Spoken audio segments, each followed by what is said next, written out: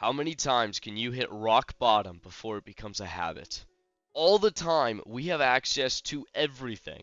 If you have an internet connection and a device, you have more knowledge and entertainment than you could possibly look through in 1,000 lifetimes.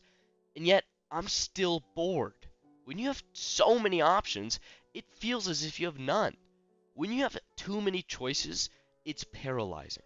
And so we are stuck in this back and forth between having everything and feeling like we have nothing.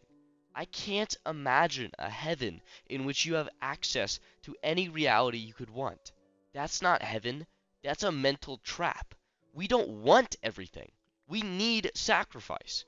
You need to do things you don't want to do in order to live a good life. And what's more, if you're a hedonist where your only goal in life is maximizing pleasure, this applies especially to you. Doing the hard work that isn't pleasurable, but you still believe it to be good for you in some shape or form, is actually one of the most pleasurable things you can do. Think about playing Minecraft, for example. I guarantee you will have more fun playing after a day's hard work than playing all day long into the night. These days, especially with AI, we have pretty much access to everything that could be instantly gratifying. That instant pleasure is always available.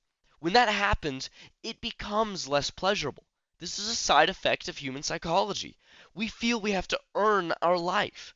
After we put in the work, that's when we can have fun. But the work is personal.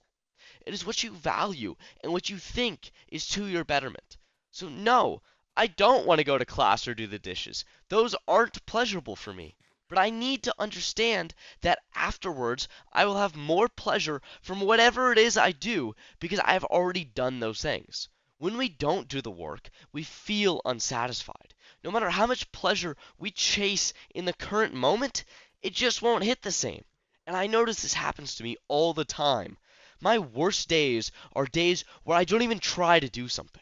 I don't even chase pleasure. I simply chase instant pleasure. I sit around, jerk off, play games, watch TV, eat whatever I'm craving, and I feel terrible. I hit this rock bottom. And it's become a habit where I do this until I can't stand it. And for a day or two, I actually do work hard and feel good about myself so that I feel I have earned enough time to pursue instant gratification until I feel I haven't earned it. And the cycle continues. But I feel like I am constantly hitting rock bottom at least once a week, every week, and then I have to yank myself out of it before sinking slowly back down. I have no baseline. I have no guidelines or limits to how bad a day can be. I don't have a bare minimum that if met, that means the day was good, and I don't have to look at myself as if I had failed. Now, everyone's rules for the minimum of their day are going to be different, and that's what they should be. It's about doing work for yourself, and that's a deeply personal thing. However, I believe there are some universal guidelines that can really, really help. The first Zen teacher in America was Soyen Shaku, and he had commandments which he lived by every single day of his life, and I will tell them to you now. I wholeheartedly believe that if these are accomplished, then a day cannot be considered bad or a waste. The first is, in the morning before dressing, light incense and meditate. Retire at a regular hour. Partake of food at regular intervals. Eat with moderation and never to the point of satisfaction. Receive a guest with the same attitude you have when alone. When alone, maintain the same attitude you have in receiving guests. Watch what you say, and whatever you say, practice it. When an opportunity comes, do not let it pass by.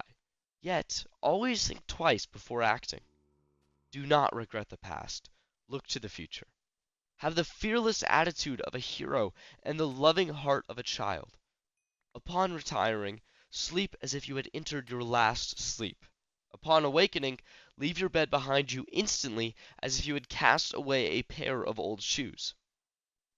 These rules can dramatically impact a person's life. They offer an amazing baseline, and I can just speak from personal experience, they are a game changer.